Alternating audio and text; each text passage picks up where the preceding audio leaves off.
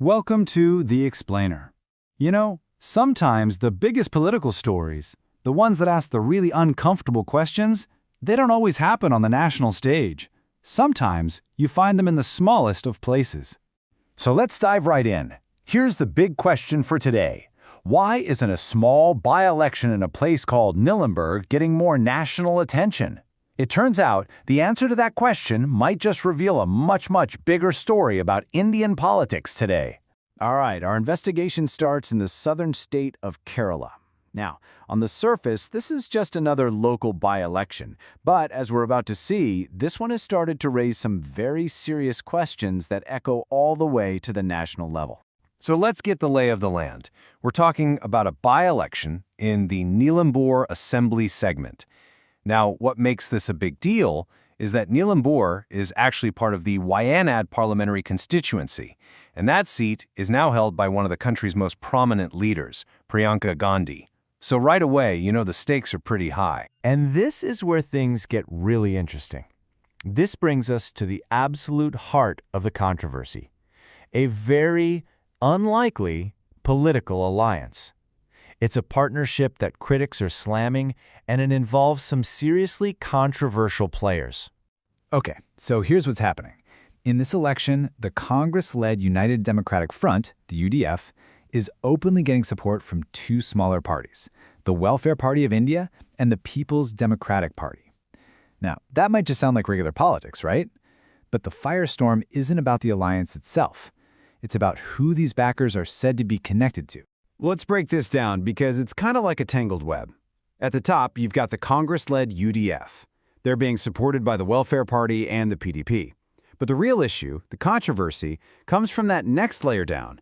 The Welfare Party is linked to Jamaat-e-Islami, and the PDP is led by Abdul Nasser Madani, a cleric who was accused in the 2008 Bangalore blasts. This chain of alleged connections is what's causing this whole thing to blow up. So to really get why there's such a backlash, we need to zoom in on these partners. Who are these groups exactly? And why is their history, according to critics, so incredibly contentious? It's the obvious next question, isn't it? Who are these organizations that a major national party is teaming up with? So first up, we have the Welfare Party of India. Now, sources that are critical of this whole alliance describe this party as an organization with direct ideological links to the controversial Islamist group Jamaat-e-Islami. And why is that connection setting off alarm bells? Well, critics point to what they call a really troubling history with Jamaat-e-Islami. There are reports alleging the group mourned the death of the Mumbai attacker Ajmal Kasab, that it has glorified radical Islamist thinkers, and even praised leaders from Hamas. These are the specific allegations fueling the concern. And then there's the second partner, the PDP, or the People's Democratic Party. Its leader is Abdul Nasser Madani, and as the slide notes, he's a cleric who was accused in the 2008 Bangalore blasts case. So this just adds another very serious layer of controversy to this whole alliance. As you can probably guess, an alliance with partners like these did not go unnoticed. Not at all. In fact, it's drawn some incredibly sharp and immediate criticism from a whole bunch of different places, including some you might not expect. Take a look at this first quote. This isn't coming from a rival political party. This is from the Catholic Congress of Kerala, a major Christian civil society group, and they are not mincing words, calling the alliance opportunistic, unprincipled, and dangerous. And if you thought that was striking, get ready for this one. This quote is from Oommen Chandy, a former chief minister of Kerala, from the Congress Party itself. He once called Jamaat-e-Islami one of the most dangerous Islamist groups. The irony of a statement like that, compared to what's happening now, is really at the center of this whole debate. So all of this leads to the biggest, most important unanswered question of all. Why on earth would the Congress Party make this kind of move, especially when its own senior leaders have given such stark warnings about these very groups in the past? I mean, the contrast here is just night and day.